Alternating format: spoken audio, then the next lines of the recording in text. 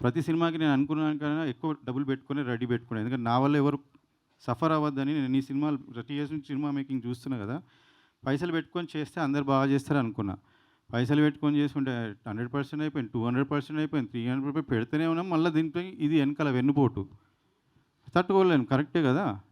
So, అది అట్లా అయింది. సెకండ్ మూవీ అసలు డైరెక్టర్ నేను ఇక్కడే చెప్పా. స్టేజ్ మీదే డైరెక్టర్ గురించి నేను చెప్పాను. మేము అనుకున్న దానికన్నా 10,00,000 తక్కువకి చేశాము.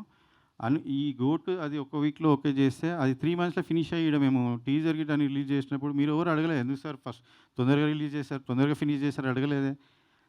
ఆ మూవీలో డైరెక్టర్, హీరోతోని నాకు ప్రాబ్లమ్ లేదు. ఆ డైరెక్టర్, హీరోయే చెప్పారు ఫస్ట్ మూవీ వోళ్ళొచ్చి మీ మీద బ్యాడ్ చెప్పారని. ప్లస్ ఈ మూవీకి గూడా వన్ ఆఫ్ ద రీజన్స్ వాళ్ళే. అదంతా నేను బయట పెడతాను ఛాంబర్‌లో. నేను అదే చెప్తున్నాను ప్రెస్ మీడియా మక్కంగా వాళ్ళకి వార్న్ చేస్తున్నా.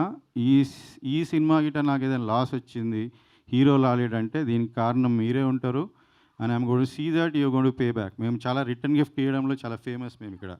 హైదరాబాద్‌లోనే పుట్టి పెరిగిన. సో, రిమెంబర్ చేశారు ఇప్పటిదాకా. మార్చుకోండి మీ మీ బుద్ధి. లేదంటే నేను చూపిస్తా డెఫినెట్‌గా. Okay sir. సో, ఏ డైరెక్టర్ అయినా, ఏ టీమ్ అయినా ఆ ఫస్ట్ 2 మూవీస్‌లో ఎవరైనా వచ్చి చెప్పేది ఉంటే నాతోని మీడియా ముఖంగా చెప్పండి. నీతో ప్రాబ్లమ్, నా వల్ల ప్రాబ్లమ్ అని నేను వాళ్ళకి ఆన్సర్ ఇస్తా. ప్రాబ్లమ్ ఇదే జరిగింది ఇదే సార్. ఫస్ట్ టైం నేను ఛాంబర్ పోయింది. వాళ్ళు పోయిండ్రు, నేను పోలేదు.